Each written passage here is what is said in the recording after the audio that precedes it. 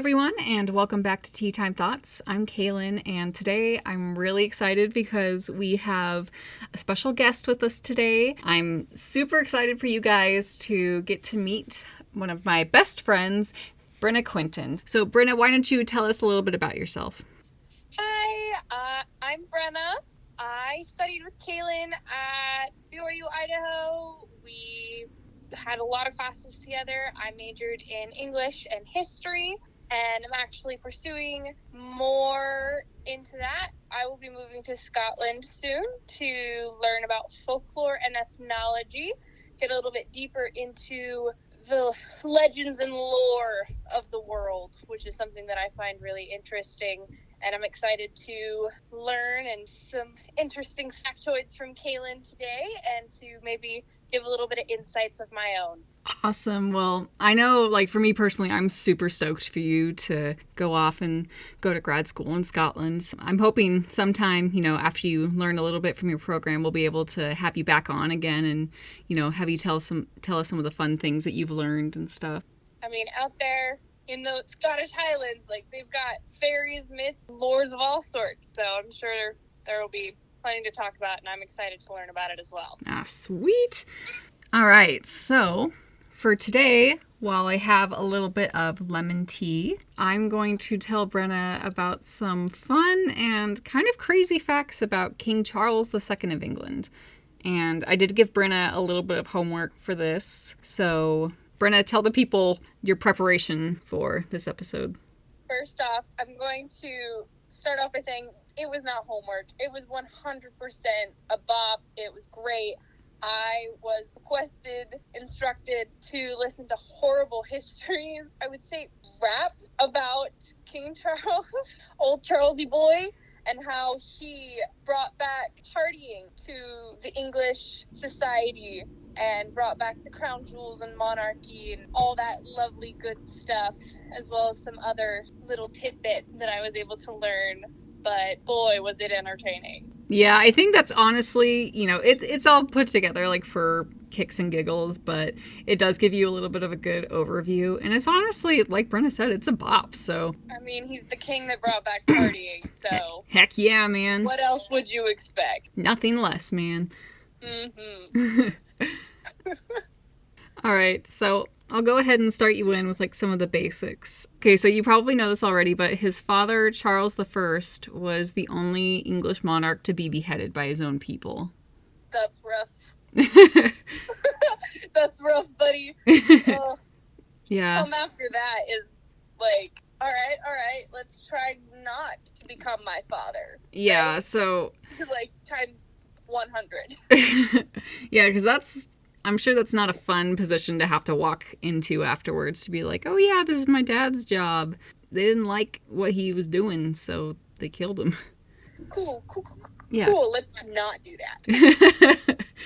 All right, so it's going to get a bit more cheerful from here on out, so. Oh, good. All right, so as you know, Homeboy liked to party, and he was known as the Merry Monarch. And this is something that, like I said, you do know because you saw him rap out all of his fun stuffs and everything. With amazing cinematography, I might add. Like, oh, yeah. Top notch. I'm going to have to post a link to this somewhere because this is truly a work of art. People out here say that English can't rap. Well, bet you feel dumb now.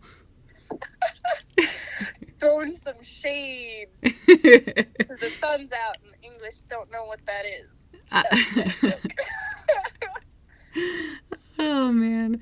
And so this next fact was also mentioned in the song, but he also brought back Christmas to England.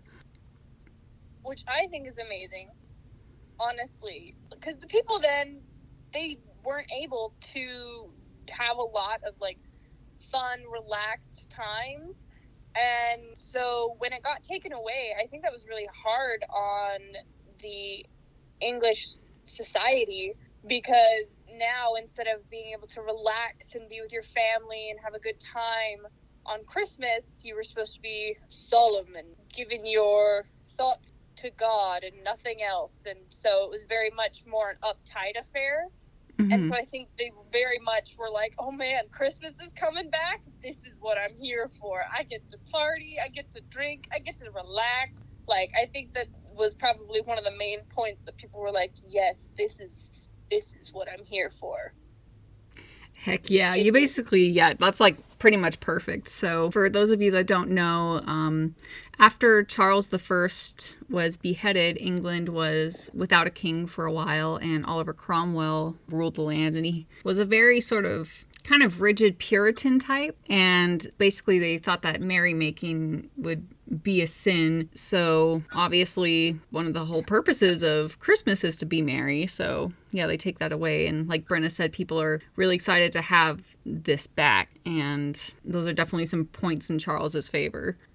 I want a Christmas movie out of that. I don't know about you, but honestly, I think it would be great. Alan Rickman, rest in peace, but honestly, he would have been like, stick up your butt, Cromwell. Oh, he would have done great. So I do believe it should be made, but my heart will always be so sad that Alan Rickman could not be a part of such a masterpiece that would come from it. What if John Mulaney played Charles II? Dude, get him a fire wig and we would be set.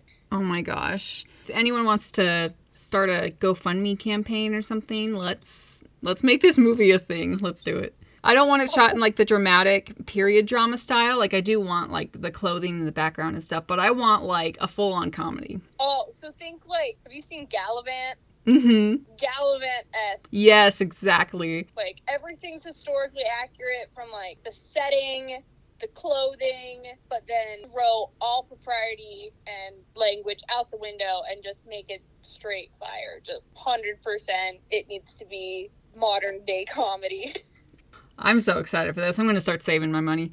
On to the next fact. So we're really lucky now that we can go to the supermarket and kind of get like whatever food we feel like. But obviously back then it was a lot more difficult to transport foods because it took a longer time and it usually made things really expensive. And since Charles was king, he had the privilege of being able to afford these, exotic, expensive foods. And he was actually one of the first people in England to eat a pineapple. Oh, pineapple is amazing. Dude. So honestly, I'm jealous of him for that. Like this exotic thing, like this is for me. And just also understand that he didn't know at the time, but while you eat pineapple, pineapple eats you due to the proteins in it. So I can't help but wonder too. I wonder like if it was overly ripe or something, because I feel like sometimes with pineapple, if you don't get it when it's just right, then the flavor just isn't as good. It can go from having like that sweet tang to being kind of just bitter and hard. And honestly, having like underripe pineapple and overripe pineapple are both not on my top 10 list of good eats. It's not a fun time. But, like, we also have the luxury, I guess, of being like, oh, well, this is what a ripe pineapple tastes like. So I guess even if you have a bad pineapple, it's still, like, the only pineapple you're ever really going to compare it with at this time. So even if he didn't like it, he could have the luxury of going around being like, oh, I've had pineapple. Overrated. It wasn't that good. All right, so up next, so Charles II was actually 6 feet tall, which was really impressive at the time because the average man was about 5'6". That's actually amazing. I did not know that. He would have been looming over people. But, like, also by being, like, the most scenes from everything you hear about him, that, like, happy, pushing for fun monarch, by, like, seeing this huge dude come towards you and just, like, wrap his arm around you and just go, let's go drink! Like, I'm sure people were like, this guy's awesome! That's like the absolute opposite energy of Peter the Great, who's like 6'6" and like has a pair of scissors, and he's like, "You've got a beard and you didn't pay your beard tax. I'm gonna come get you. Time for a shave." Oh, absolutely terrifying. Did people in that era, were they still wearing heels at that time? They were. The heels were a pretty big thing. Like if you see in portraits of Charles, he's got, I'm probably going to guess about 3 inches or so worth of a heel. So that's definitely helping him too. And I'm willing to confidently say that this is a big aspect of fashion for aristocrats in this time, because we also see portraits of Louis XIV wearing the same kind of heels and showing off his legs to get the full view. Well, that's how they got him. How'd you get your girl? Calves, man. It was all about the calves. Oh, man. We laugh, but that's more accurate than most people would realize. Hey, if you couldn't see ladies' ankles, men's were fair game. Oh, man. Okay, so next fun fact, Charles II was also quite the ladies' man, and he actually had, the numbers vary on this, but he had between 12 and 14 illegitimate children. Dude, I mean, I would say keep it in your pants, but, like, with the way he probably looked, like, based off of portraits, and by you telling me how Hollywood women were probably like, he's got the calves, the height, the hair, full package, I'm in. Keep it in the bloomers. It was just too much. It was too much for the aristocracy and whatnot. They were just like, everyone had to have a piece of the Merry Monarch. So we have a couple fun facts about some of the mistresses as well. So yes! One of his most famous mistresses was named Nell Gwyn, and she was a pretty famous actress during the day, and he would go see her perform a lot. And one thing that he actually did for, I guess, convenience's sake or something, he had constructed a little tunnel under the theater that led to a bedchamber that they could both access so they could spend time together. Oh dear. Honestly, if they had mutual respect and loved each other, I support. All right, so next he had nicknamed one of his mistresses, Louise de Carouel, Fubs, which basically means chubby. And Dude. So I don't know if he was like fat shaming her, or because if we look at women back then, they were kind of curvier and stuff, as we kind of reach into body positivity and accept the different styles and shapes of women and people become more comfortable. I think we can realize throughout history that the figure of a curvier woman has actually been found very attractive throughout different time periods. So I wonder if maybe it was something that was more sweet or endearing. Yeah, I was wondering, I'm like, well, maybe in modern context, we think, oh, chubby, that's not good. That's based off how society has portrayed women, and like by calling chubby is like a softer way of like saying that you're overweight. But yeah, like back then, maybe it was just like, it actually was something like sweet and endearing, like giving him the benefit of the doubt here. Yeah, because I know if my boyfriend or something were trying to be sweet and he called me that, I can guarantee that the conversation that would follow wouldn't be very sweet. Yeesh. Oh man, but okay, this next one is probably one of... So, Charles had a royal pimp master. Come again? Charles had a royal pimp master who would just roam the streets of London and invite pretty girls to come to court, and, if they got along with the king and if Charles liked them and they ended up becoming like a mistress or a fling of the king, then the dude got himself a nice little bonus. Dude, you couldn't see it, but my jaw just dropped. That is one heck of a wingman right there. I know, the royal wingman. Gosh. Hey man, I'm really lonely. I got you. Goes out in the streets and finds any girl willing to just come back with him and not find it creepy. Right? It would be so, because, again, thinking about that now, what if, like, I don't know, the governor of, like, Washington was just like, I feel like a hookup, and he, like, sent the mayor of Seattle or something to go out and, like, just find somebody. Like, that would be so weird, but, this with at this time with like the absolute I know, but like at this time with like the absolute power that monarchs have and kind of the whole really divinely appointed belief, that's something that has kind of been shaken off like over the past century or so. But he's got that power, and a lot of people view him with this sort of reverence. And, as you mentioned earlier, since he probably was like more attractive and appealing and charming than we would probably think today, I'm sure there were probably lots of women that were interested. I mean, like, good for him for finding ways to be with the ladies and, like, not having to risk his safety, I guess. Because, like, the tunnel, sending his man out, like, it was all very under wrap. Mm-hmm. Yeah, and especially, like, at this time, too, it's pretty much just expected for a man in general to have lovers and love affairs. If anything, it's almost like a status for someone to be involved with a lot of different women. It shows that you are a strong man. That's well and good and all, but, like, still... Not fair for, well, you know, come the on. women. Couldn't find one lady and just been like, I love her. This is it. I don't need that. What like, a novel that idea. Guy that you don't dig up dirt and just go, wow, yeah, every single one of them was a player using his power for indecent purposes.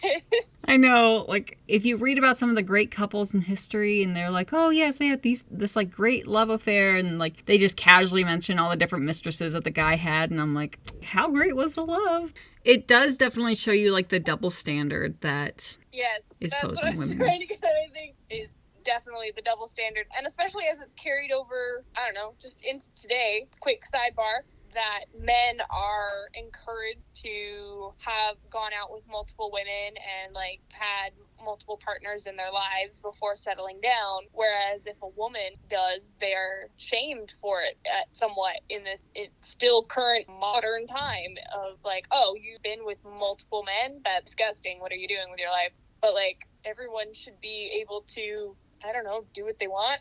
Not have to be shamed or judged for it. Yeah, it's really is so crazy to just think about like how deep some of like the standards and impressions we have run. I don't know. I just would hate living in, like, I say this a lot, like, I love history, but I would hate to live in the time, because especially as a woman who's like determined to just kind of do her own thing, and as a woman who gets to thankfully enjoy the rights that I do because of, you know, where I live and the time in which I live. Oh, it would not like go well for me at all, because I'm sure, you know, if I hadn't scared off any potential suitors, maybe some fanatic would say I was a witch because I knew multiplication, you know? Like, either gonna live a spinster, live and die as a spinster, or be hung as a witch for calling for change. Be like, all right, guess this is where my stand ends.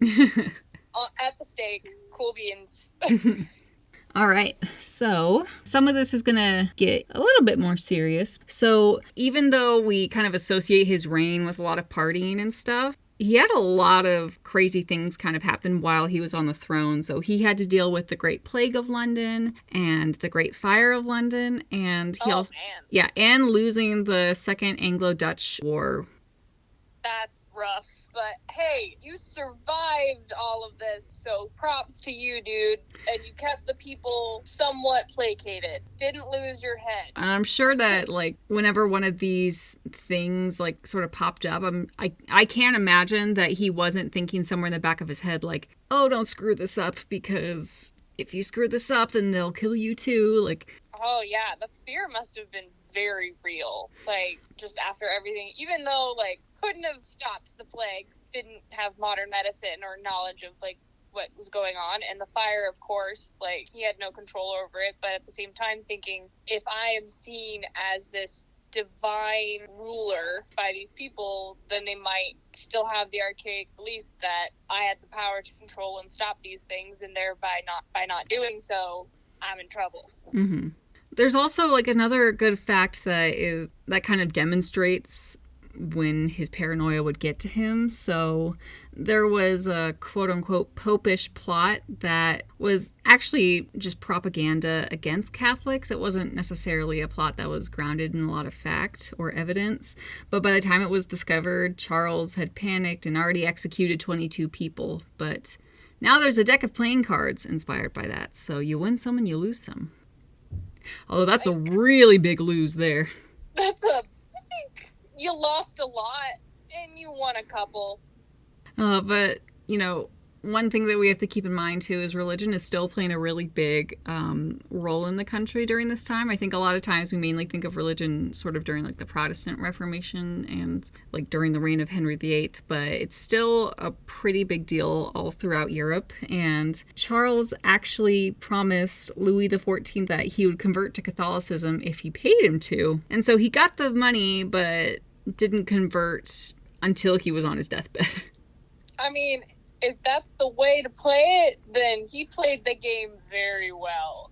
Yeah, and it does kind of make you wonder though, like what his attitude was towards religion in general, because when you are like an English monarch, when you're a monarch, you're the head of the Church of England too, so your position is kind of intertwined with religion, so it definitely kind of makes you wonder the balance you have to play, because if he were to just be like, oh yeah, sure, I'll be Catholic, then the whole country would kind of freak out. Shortly after this, when his brother comes to the throne, we're going to have the Glorious Revolution, because there's going to be a lot of backlash against the fact that his brother James is Catholic.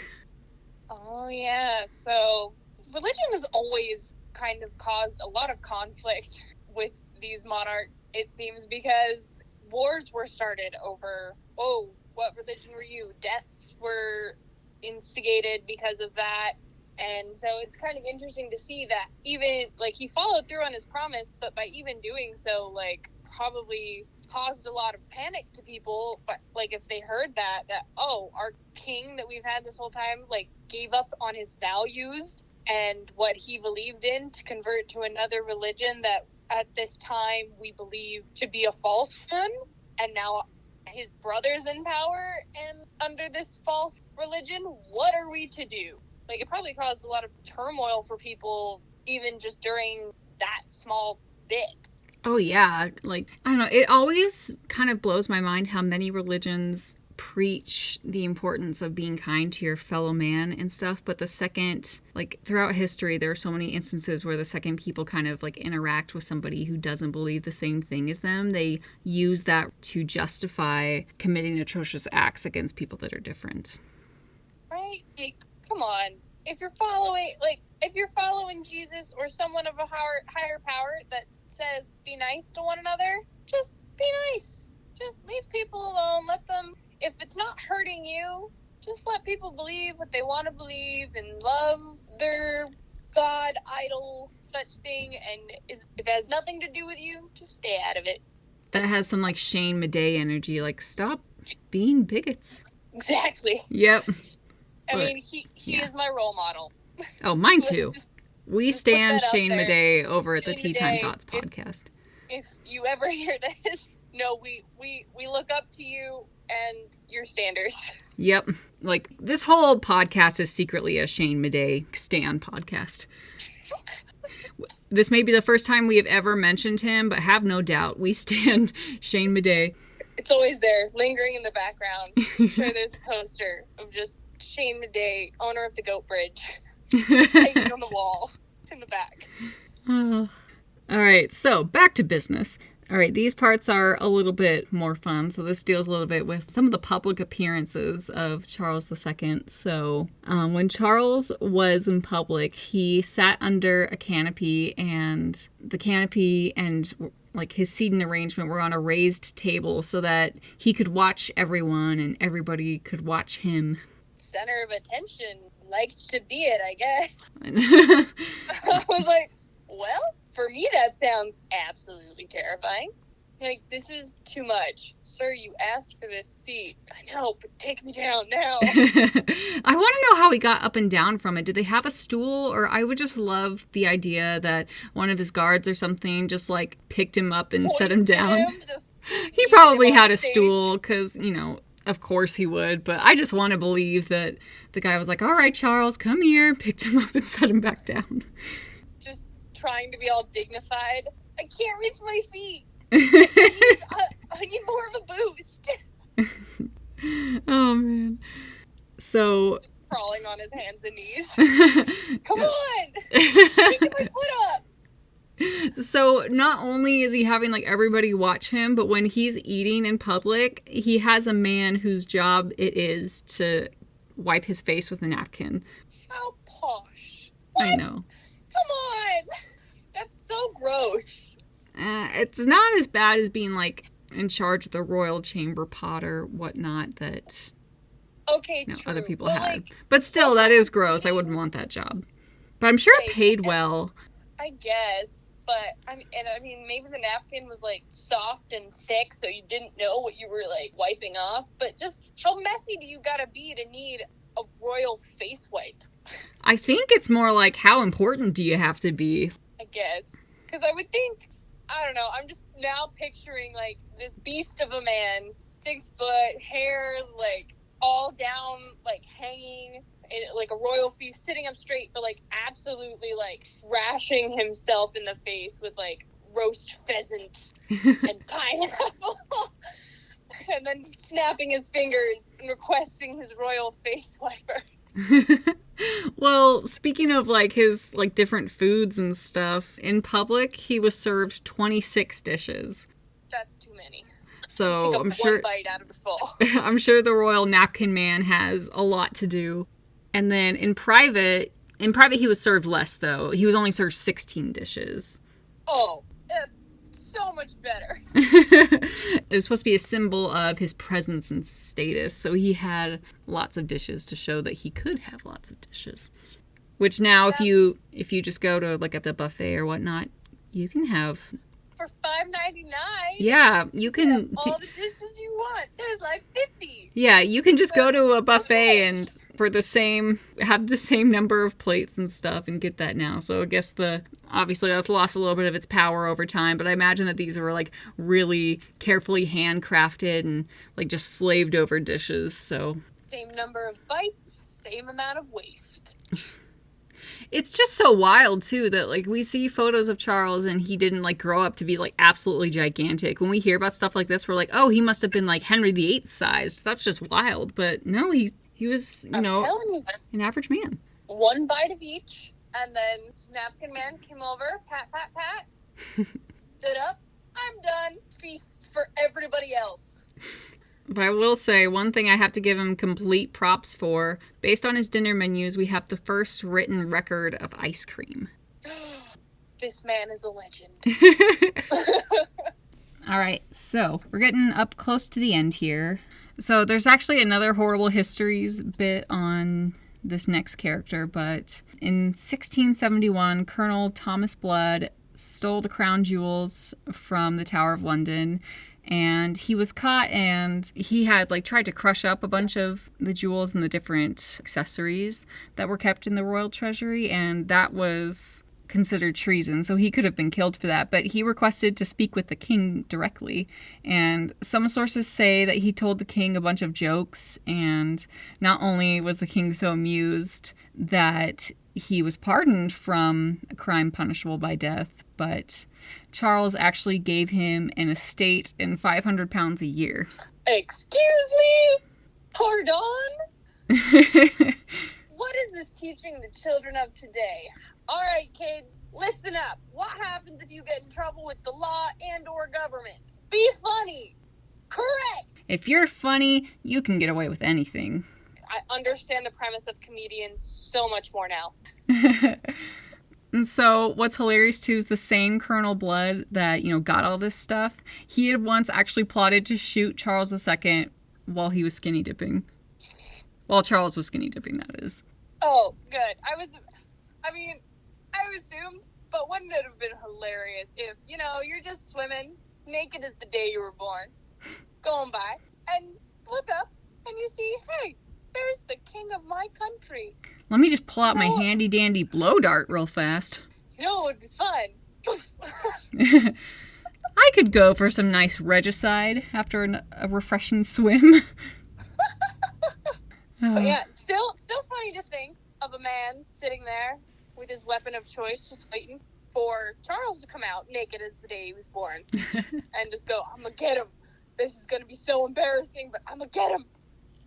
Oh man. Next fun fact, King Charles Spaniels were named after him, and the Carolinas, North and South Carolina, they were colonies of Britain at the time, but those were also named after Charles. Oh, I did not know that. Yeah, so the Carolina was, I think, a Latinized version of Charles's name. So, and of course, it used to be one big colony at the time, but they eventually split it in half because They had it some was just issues to work out on their own. exactly. And so back to the Charles Spaniels. King Charles loved his dogs so much that he always had at least 2 Spaniels with him at all times. That's commitment. I mean, No. honestly, if I had access to all these different dogs, I would have as many dogs with me as I could. So I get it. I respect that. Did he name all of them? Like, this is Precious. This is Precious number 2 because she is just as precious. And this is Chad. Chad's rad. He's a Chad. Sadly, I don't have, or I haven't searched any of the dogs' names, but I'm absolutely sure that, he named them all and gave them, noticed all their different personalities and loved them all individually, because his dad, actually, Charles I, had quite the love for dogs, too. One of Charles I's last requests before he was executed was to go take his dog on a walk in the park before they killed him. Oh, that's so sad. Like, very bittersweet. Mm-hmm. So, at the end of Charles's life, Charles spent actually 4 days on his deathbed before he died, and his last words were something along the line of, "I'm sorry, gentlemen, for being such a time a-dying." Because he made them wait so long while he was on his deathbed? I don't know. The way I interpreted it almost seemed like he was treating it like an inconvenience. Like, I'm sorry that I'm dying right now. But that's definitely open for interpretation. It's interesting to see that, I don't know, for somebody who's always partying and is kind of this, figure of legend, I kind of would have expected his last words to be something a bit more kind of grandiose, or something that sort of reflects that party Merry Monarch a bit. But yeah, that leaves his legacy in this enjoyment. But I guess it just kind of goes to show as well that in death we are just kind of all reduced to this somber feeling of this is the end. And that's probably, the more I think on it, what he was feeling. He was like, this is the end for us gentlemen in this situation. For me, for him, very literally. Mm-hmm.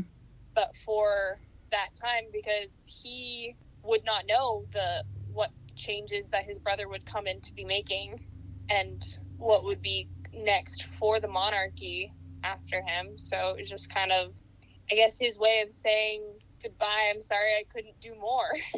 I think that's a really good point, because it shows this, I almost want to say, humbled side of Charles that I feel like we don't really see associated with his image as much, because we forget how serious his position was and how difficult things must have been for him and all the doubts he must have had, especially considering what had happened to his father and that things in the country were still pretty uncertain, because they could change their mind as quickly as they had changed it before and say, yeah, maybe we don't want a king again. And he was human.